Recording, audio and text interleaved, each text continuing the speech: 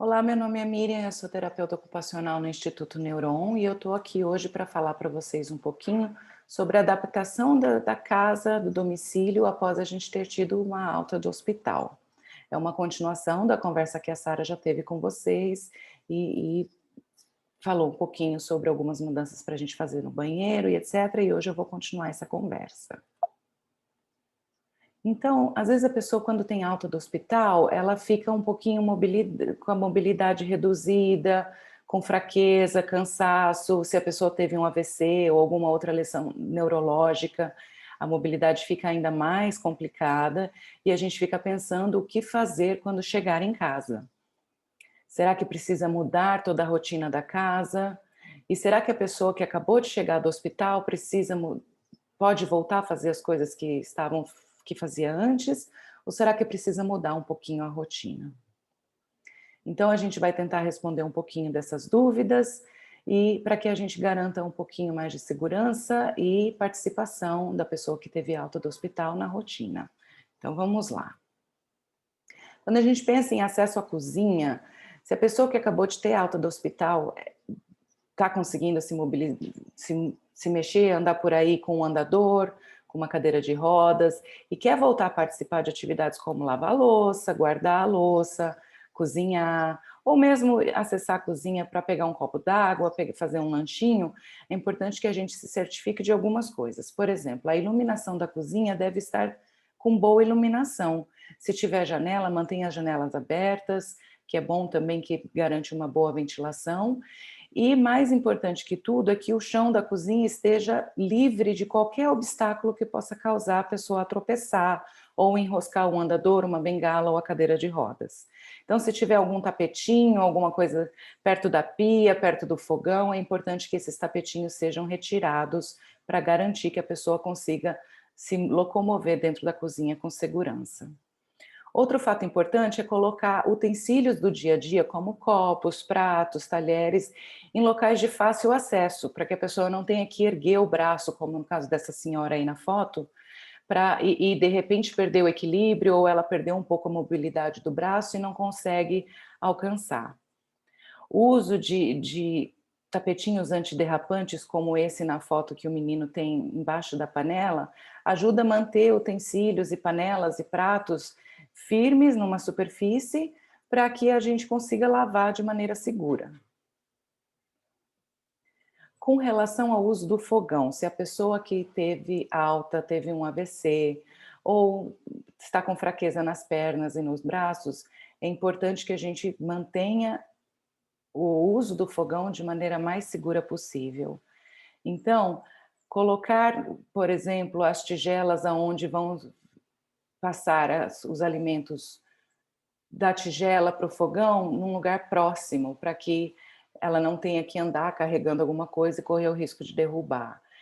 O posicionamento do corpo é importante, então a pessoa tem que estar se posicionando de frente para o fogão, mas sem encostar, por exemplo, a barriga, sem se inclinar contra o fogão e correr o risco de se queimar. O uso de luvas de forno e essas coisas é super importante para evitar que se queime as mãos.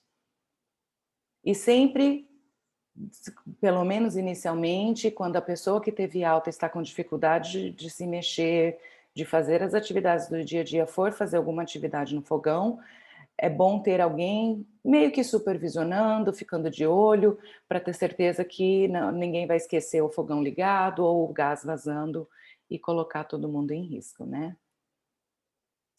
Muitas vezes, quando a gente volta para casa do hospital, principalmente se a gente teve algum tipo de lesão neurológica, a gente pode ter dificuldade de segurar utensílios, perde força nos braços e nas mãos. Então, algumas adaptações podem ser feitas para facilitar o uso desses utensílios, como talheres, copo, escova de dentes, escova de cabelo, e para que a pessoa possa ser independente. Então, aqui na foto, por exemplo, a gente tem algumas adaptações para segurar o copo e para fazer uso do lápis. Essas adaptações têm que ser indicadas por um profissional e testadas para ver que essa adaptação é a mais adequada para cada pessoa. Outras adaptações aqui, por exemplo, são uma adaptação para segurar a colher ou o garfo na hora de se alimentar, fazendo com que a pessoa consiga se alimentar sozinho.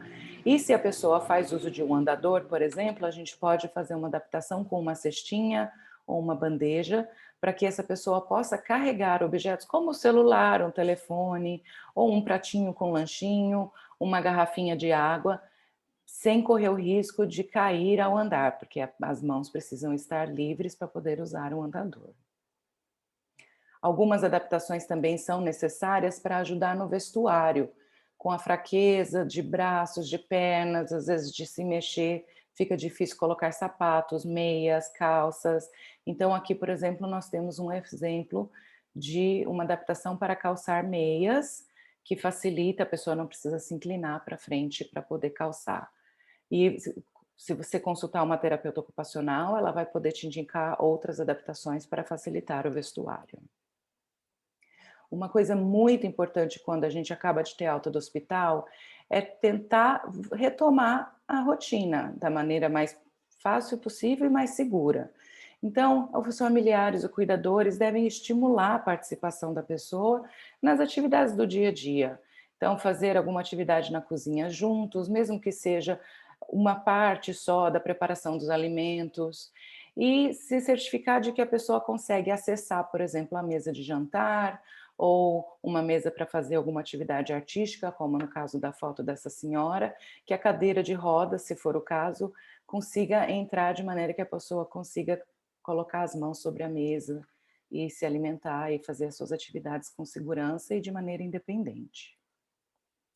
Agora umas orientaçõezinhas gerais sobre locomoção e outras coisas que facilitam o dia a dia. Com recomendação do seu fisioterapeuta ou do seu médico ou do terapeuta ocupacional, faça uso de bengalas ou andadores ou uma cadeira de roda, conforme for necessário. O profissional de saúde vai ser a pessoa correta a determinar qual é o tipo de meio de locomoção que vai facilitar o seu dia a dia e te manter seguro, principalmente o fisioterapeuta. E coisas de uso pessoal, como por exemplo, o papel higiênico, a escova de dentes, os telefones celular, é sempre bom deixar num lugar de altura de fácil acesso, para que não corra o risco da pessoa tentar alcançar num lugar que está muito alto ou muito embaixo e correr o risco de cair. E é muito importante que a iluminação de corredores, dos ambientes que a pessoa vai usar mais, seja de boa iluminação, para também facilitar a locomoção dessa pessoa. Retire novamente, a gente vai reforçar essa ideia, retire tapetes soltos, tacos soltos, fios de aparelhos eletrônicos e qualquer outro objeto no caminho, vaso, que possa causar um risco de quedas.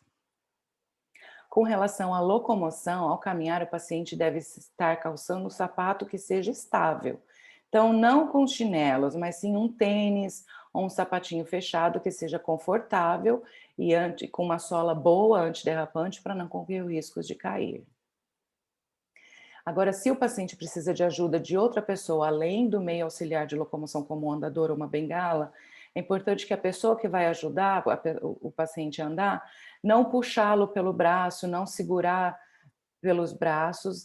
Então, a pessoa que está auxiliando o paciente a se locomover deve se posicionar ao seu lado, pode colocar uma mão na axila ou embaixo do braço e a outra mão na outra mão do paciente e vai guiando o paciente de maneira segura. Não puxe o paciente, não acelere, não faça que a pessoa vá com pressa para não correr o risco de causar um acidente e a pessoa cair. Alguns acessórios que o seu fisioterapeuta pode recomendar para facilitar a sua locomoção são andadores, bengalas de 4 pontos, muletas canadenses ou muletas axilares ou vários tipos de bengalas que vão facilitar. É importante que a gente ajuste a altura do meio auxiliar de acordo com a altura do paciente e o seu fisioterapeuta ou terapeuta ocupacional podem te ajudar com relação a isso. Viu como não é tão complicado assim? A gente pode adaptar a rotina para que a gente fique seguro e para que a gente consiga ajudar o nosso ente querido que acabou de ter alta, voltar gradualmente a fazer as coisas que são importantes para eles. Aqui está uma lista de alguns outros cursos que a gente está preparando no Instituto Neuron. Então, fique de olho nas nossas mídias e caso você tenha alguma dúvida, se precisa consultar um profissional de reabilitação, temos aqui o nosso contato com o telefone, o e-mail ou o site do nosso instituto. Muito obrigada pela sua atenção e boa recuperação pós-alta.